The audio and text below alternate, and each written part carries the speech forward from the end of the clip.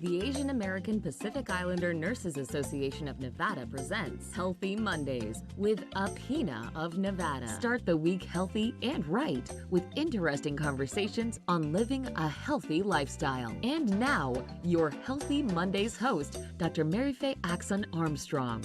Aloha! Good evening. Magandang gabi po sa inyong lahat. Naimbaga Sardam, maayong gabi sa inyong tanan. I'm yours truly, Dr. Mary Faye Axon Armstrong, founding president of the Asian American Pacific Islander Nurses Association of Nevada and professor in nursing at Roseman University of Health Sciences College of Nursing. So here we are again on a Monday night. Maraming salamat po sa inyong pakikinig sa aming programa at sa patuloy na pagtangkilik at suporta sa Healthy Mondays of Apina of Nevada. So, it is the last day of March, yay, of 2022, and tomorrow is April 1st, and is it feeling like spring? Or maybe it's summer, or maybe it's winter again, so we'll never know. So, let's see, tonight, we're going to talk about donorship. Let me just share a little bit about Nevada Donor Network. Briefly, their mission is to maximize the gift of life and health through organ, eye, and tissue donation. So I have my special guest, and thank you so much for being here and taking your time out of your busy schedule. Let me introduce first Steven Peralta. He is the foundation president of the Nevada Donor Network Foundations, and he holds a Juris Doctorate from Seattle University School of Law and a bachelor's degree from the University of Washington. He's also a basketball player, and he played with Seattle's NBA, formerly Sonics, and WNBA team with Seattle Storm. And so many accomplishments, Stephen. And talk about connection. Stephen served as the Director of Philanthropy for Roseman University's College of Medicine in Summerlin, where I currently teach, but instead as a nursing professor for the Henderson and South Jordan campus. So welcome to Healthy Mondays, Stephen. Thank you, Dr. Armstrong, and all the listeners out there. Aloha, kumusta, everyone, and thank you so much for tuning in. You can call me Mary Faye from now on. From here on. Okay. It's just like an advertisement. And our next guest is Mr. Harry Singh. He is the Managing Director of HR Global Consulting, President and CEO of the Nevada Community Health Center, Chairman of the Las Vegas, India Chamber of Commerce, and I'm trying to pick here which else. But today, tonight, I want to focus that he is the advisor, consultant, community mobilization, and chairman of the Diversity Council for the Nevada Donors Network. So welcome, Harry, to Healthy Mondays. Thank you, Mary Faye. So before we dive into our topic, I think that I wanted to open up this very sensitive topic, dear to my heart and passion. I believe that Stephen and Harry and I got involved with this organization because of our passion. But I wanted to read this very sensitive letter that a parent of a child who had organs harvested. So let me start. This is a letter sent by the Ohio Valley Life Center in February 13, 1996. So let me read you, if I may, the letter. We want to take this opportunity to express to you our deepest sympathy for the loss of your daughter. We know there is little we can do or say to lessen your grief. Your decision to offer your daughter's organs for transplantation was a most unselfish one. To think of others at such a tragic time is a most difficult thing to do. We certainly appreciate your courage and generosity. The recovery of organs from your daughter impacted many lives, and we would like to share this information with you. The recipient of one of your daughter's kidney is a 45-year-old woman who had been suffering from kidney failure. Prior to her transplant, she had been on dialysis 3 times a week since October 1993. After her transplant, the recipient is doing very well and has returned home to her daughter in Kentucky. Her future plans include to quickly return back to work at a large Fortune 500 company. The recipient of your daughter's other kidney is a very mature 14-year-old boy from Cincinnati. He needed a kidney transplant because he had systemic lupus. He's also doing very well and is home now with his mom and 4 other siblings.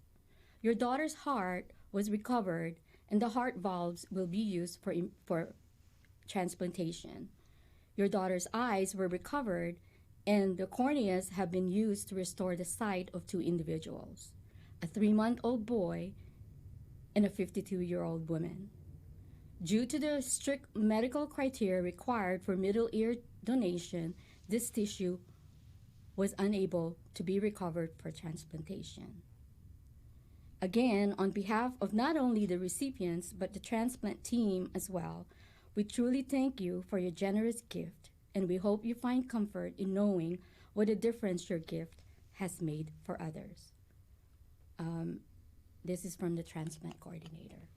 So I think it's very fitting to start that letter with our topic tonight. And we're, on behalf of the Opina of Nevada founding members, we thank you both for taking this time again out of your busy schedule. So maybe we can start with Stephen. Maybe you can share a little bit about yourself, how your path led you to Nevada Donor Network. Absolutely. Thank you so much again for this opportunity and this platform to talk about organ, eye, and tissue recovery, donation, and transplantation. It's avenues such as this and reaching all the listeners, as many as we can, in spreading the gift of life. April 1 celebrates Donate Life Month nationally. So again, it's very fitting that we do this. The strip here in Las Vegas will lit up blue and green in honor of all the organ donors and transplant recipients across the country, as well as the state. Fremont Street Experience will be lit up. I got involved in Nevada Donor Network, and I first heard about Nevada Donor Network many years ago, actually through my wife. My wife was a registered nurse at Sunrise, and she worked in the trauma ICU department. And she would always come home during the tough cases through organ recovery, especially with the kids. It was really difficult talking to the families, and she would hear all the heartaches. But then at a moment's notice, one of the darkest moments in a family's life becomes a gift of hope and a gift of life for the transplant families. And so she would share that experience coming home. And again, that was back in 2004.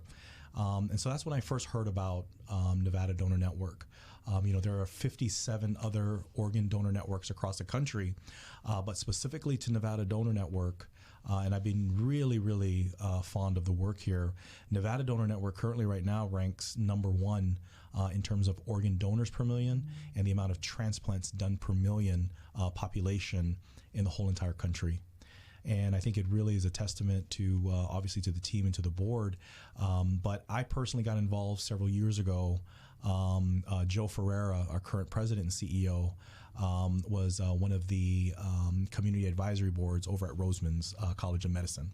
And so when I was a director there, that's where I first met Joe. And so he was telling me a lot more about what he's building, a lot more of what was involved with organ donation, working with our medical schools, working with our community clinics and agencies. And that's when I wanted to become involved and I wanted to help. But I specifically have 2 very good friends that I consider family that were donor families. Thank you. Thank you for the information, Stephen. Absolutely. I think that, and I know when we had a meeting the other time, I brought out about cultural values. Yes. I know for Filipinos, it's hard to talk about it. I would think the other culture are the same because we're talking about our loved ones, right? Or we're talking about someone who maybe this is their last chance to live, and this is the only chance that this is the only way they can live longer, if Yes. not for a long, long time, but longer than what they have been told, right? So I think that just listening to you, I can feel the passion that you have in being involved with this organization. So thank you. You're very welcome. So Harry, I know Harry has a lot of. I mean, I'm reading all of his accolades, and he's got a lot of initiatives. But maybe you can share with our listeners out there what's so dear to your heart. I've got a lot of projects in healthcare. I've been initiated for almost a decade now, directly involved into being a child of the doctor's family. Both the parents were doctor back home in India.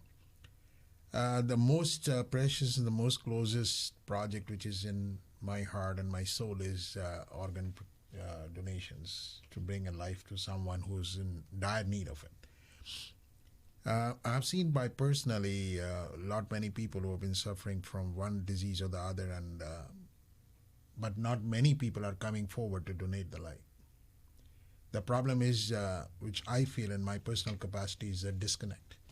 The education to the donors and the recipients and the family members and the general community that what is important to donate. In a core language, if we say that once our life is over, we are done, why can't we give somebody a new life? Because ultimately our body is consumed. So let's give something back. Somebody who's really, really in need of it. And when I was interactive with Joe, the CEO and the president of Nevada Donors Network, and Stephen together, we understand that we must initiate a good amount of educating the community on an individual basis to tell them what is in importance, and so come forward. Let's give something back to their own loved ones or maybe a stranger. What are we getting back? A one word we call it as God bless you. So that's the theme which drags me to be a part of this beautiful organization on my personal capacity to accept God bless me. That's all. That's very nice.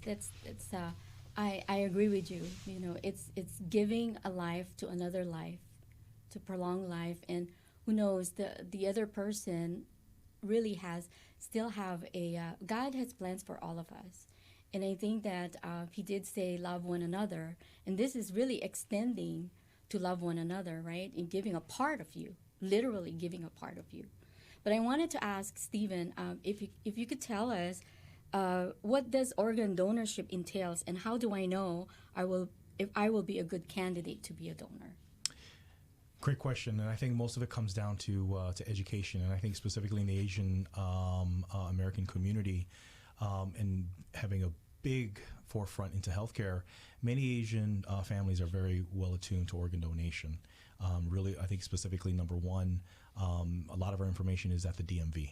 So when you register for a new car, when you register for your license, there's a lot of information that can be found there. However, you've got to be really proactive in looking through that information. So that's number one. Second of all is talking to your doctor. There's a lot of information out there about organ donation, but a lot of families and a lot of the young people, when it comes to health decisions such as that, yes, they talk to their families, but they're also talking to their primaries. And so for us, it's really going around and talking to the community health doctors and letting them know about organ donation. Third, we have a program dealing with high schools. With our high school students. The earlier that we can educate our citizens, the earlier that we can get into Nevada schools, it becomes so much more of an easier topic to talk about. Death is so hard to talk about at any stage in your life. And for us, again, the earlier that we can interact and intervene and provide the facts and provide the education to these young people, the better informed that they can become. And imagine, death is inevitable. It's going to happen, but we don't know when. Right. And how is it so difficult to talk about it, right? Because we don't want to talk about it because we don't want to think about it. But at the same time, we do need to think about it and prepare for it. One of our partner hospitals play a vital role. We do not exist without our amazing hospital systems, and we get the call when our hospitals call us. We are there when the hospitals call us, and so being able to interact with the families hand in hand with the physicians, the nursing staff, the physician assistants there at the hospitals, we go in as a team and we go in and speak with the families during this trying time. On the other hand, we're dealing with minutes and seconds on the viability of these organs. Absolutely. And so we're always playing that very delicate balance, because every family grieves differently. Every family deserves, and we must respect and we honor those wishes. So a lot of times we become part of their family. And so during the grieving process and during this difficult time and decision, for us, it's about presenting the facts and letting the facts speak for themselves. And then from there, the families ultimately make the decision. Absolutely. I know when we had a meeting, Harry talked about desensitization. I'm Filipino. English is my second language, so forgive me. So maybe you can speak to that. What do you mean by that? See, the question goes is, how do you want to tell somebody what is an importance of giving back? As in general, if you see we have got a 24 hours, and as you said, that death is inevitable, my message out to the community is only one word, that we know it what is going to happen, but we also know it that what we can give back. So my main theme, which I carry forward with this complete message is, as chairing the Diversity Council, is to have many different people come forward and work together to voice out to the different communities. As we know, Dr. Murphy, you are representing a Filipino community. We are not focusing only on Filipino community. We are wanting to tell everyone that what is important. Good health governance.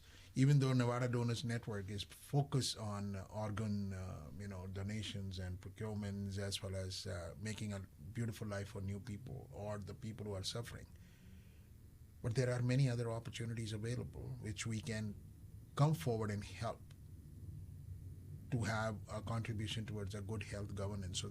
And that is only played when we have got a good education system on each individual, whether he is a student or no student, whether it's a parent or a grandfather or a grandmother or anyone on the horizon, need to be educated what is important when it comes to a good health and contributing to make somebody's life better, whether it is giving an organ or whether making it something else. So that's the way forward, which I'm taking an initiative to see my all governing members who are with me to shoulder to convey the messages right to the public.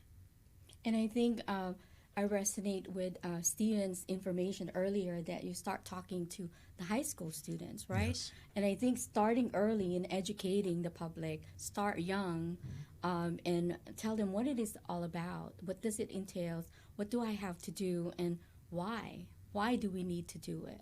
And all this, what, when, how, where, questions. And I think you're right. Start early and build that information. And I agree with you one-on-one. Because sometimes if someone is in a group, they're most likely not going to speak up because they're afraid that they're going to impose on someone or they might make others uncomfortable when they start talking about it. And I think one-on-one is a good thing because they may have different story. Each of us have a different story, and each of us has a different perspective and outlook when it comes to donorship, right? I mentioned about culture because some culture are not into giving a part of them because they believe that when you die, you have to be put together, and they're afraid that they gave it to someone. Who does it belong to? So I wanted to know, what can our community members help to reach their organization goals? Thank you for asking that. Currently, right now, there are over 600 Nevadans waiting for a life-saving transplant right now as we speak. And those are the ones that are being identified. And there's a lot, according to our population size here in Nevada alone, the experts are telling us, public health experts are telling us that the transplant wait list should be closer to 2,000. Wow. But right now we have over 600 registered waiting for an organ donor. Across the nation, there's over 110,000 people waiting for an organ transplant right now. Of the 600 Nevadans, close to 50% are of African American and Hispanic population. So the need specifically within those two communities is very large. And so it's about spreading the word. It becomes easier for another Latino to give to another Latino to be the match. It's easier for another African American to be an organ donor to another African American to be the match. That's just how science and our bodies work. And so providing that information is a big reason why we created the Diversity Council, chaired and led by Harry through his community context to get the word out. Second of all, we only have one transplant program here in Nevada, and that's at UMC. And so we're our most innovative project to date right now is to start this Transplant Institute. And we need that Transplant Institute because any other life-saving organ, heart, lung, liver, Nevadans are leaving our state and they're relocating to another state's transplant center to receive that life-saving transplant. But if you need a kidney here in Nevada, UMC, you've got one of the shortest wait times, about 18 to 24 months to be exact, compared to any other transplant program in the country. And it's really because of the generous organ donors and families that we have here in Nevada. We recover at such a high rate, really because I think the Nevadans are truly understanding the story and the need of organ donation, but reaching the community through our different partnerships with the DMV, with the hospitals, with community clinics. But there's so much more. There's so many more people that we still need to reach.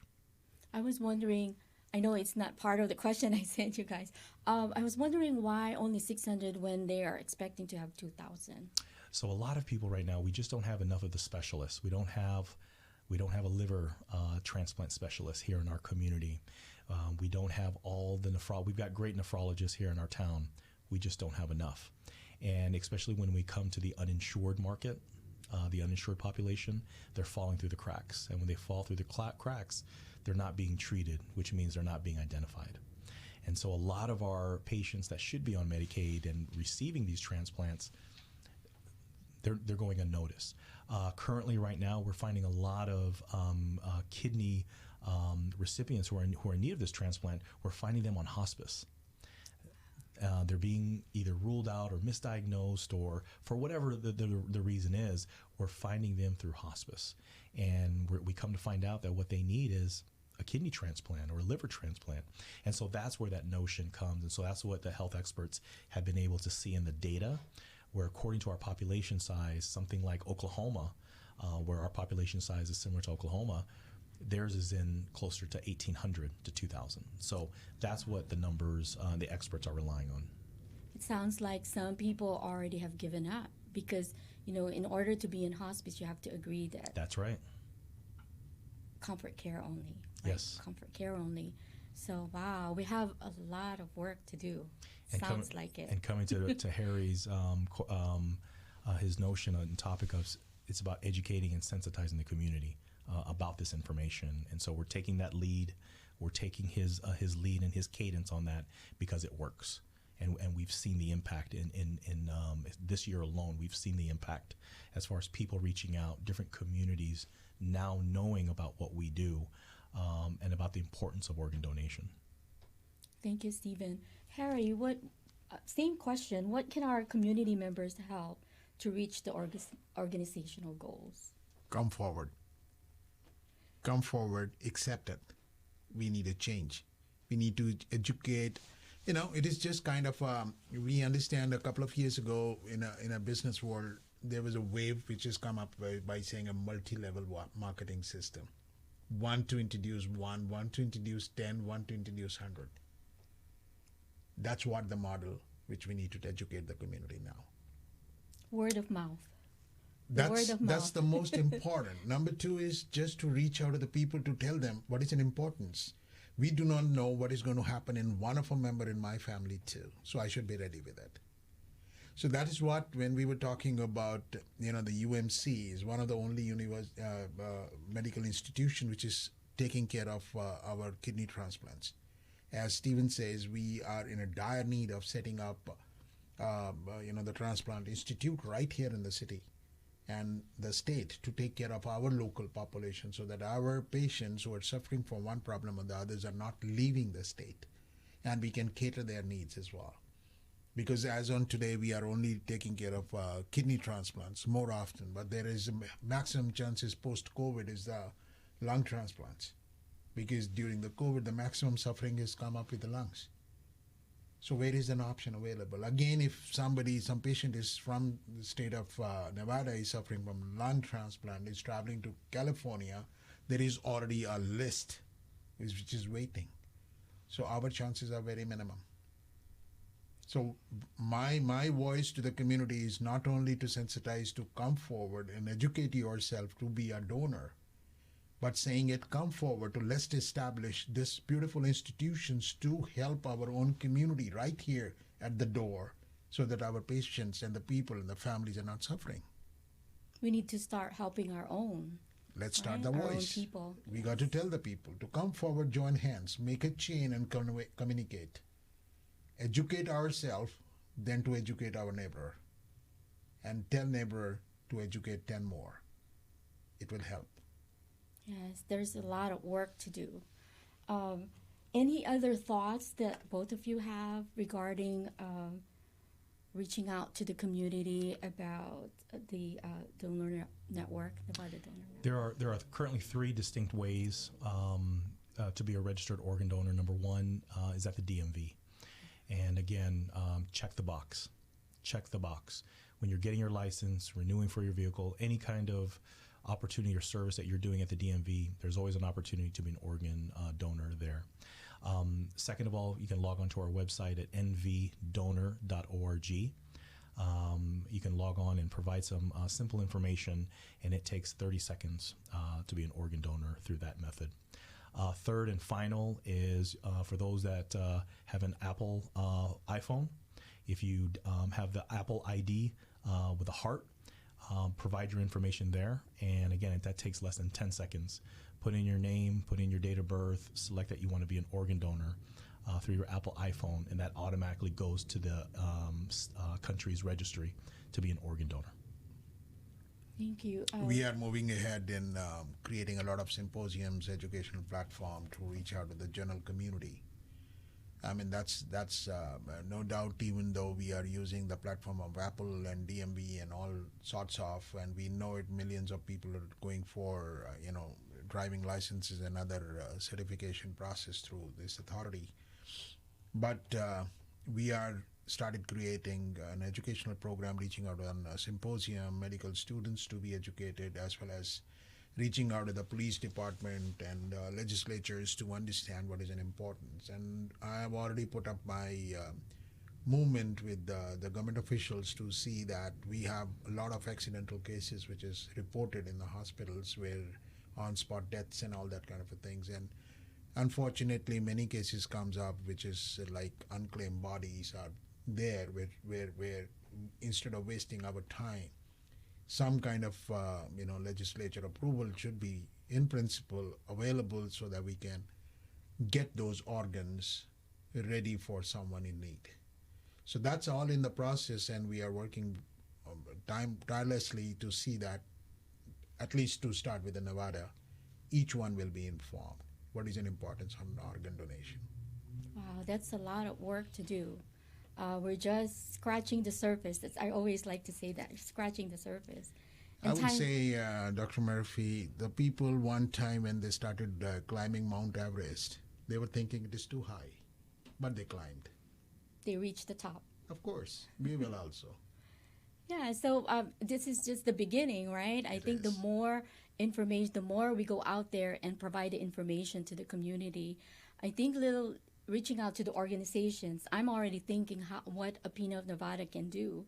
We do offer in-services to our members. The nurses need CEUs, continuing education, to renew their licenses. And this is one topic that we can offer to our members. Under Nevada Health Professionals Network, these CEUs and CME programs in the pipeline, which will be highlighted through you, you can address to all the members of your faculty and fraternity, and the general public also can attend those, where organ donations will be a very important subject which will be addressed to the medical students and the general public.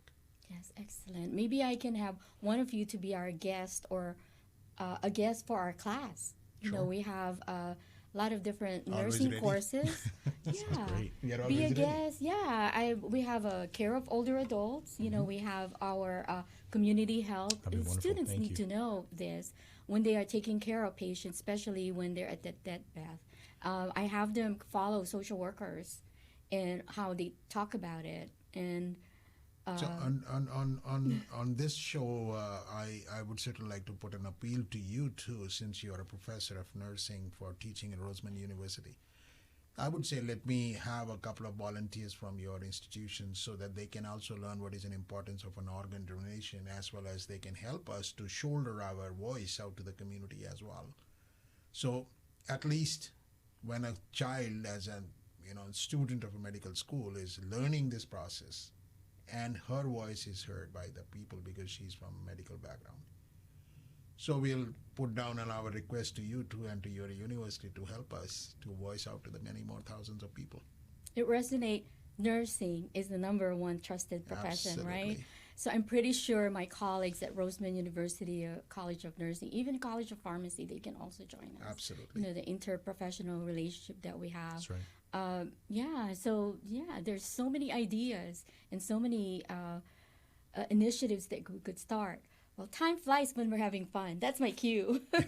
So I always ask my special guests to share briefly some words of wisdom to our listeners out there in regards to organ donorship. Never give up. To wrap up. Never give up. There's always hope, right? There's always hope. And we find a lot of strength in what we do with our donor families. There's no more greater gift to humanity. And so we thank our donor families for making that decision of giving life to others. And and on the flip side of the equation, for the transplant recipients that are waiting so desperately for that call, that they would be a match. Never give up. And there's nothing compared to the comfort that your loved ones, part of your loved one, is still living on someone else. Amen to that. That's nothing compared. It's priceless. Harry, words of wisdom. Wisdom is stay connected, stay strong, and stay committed.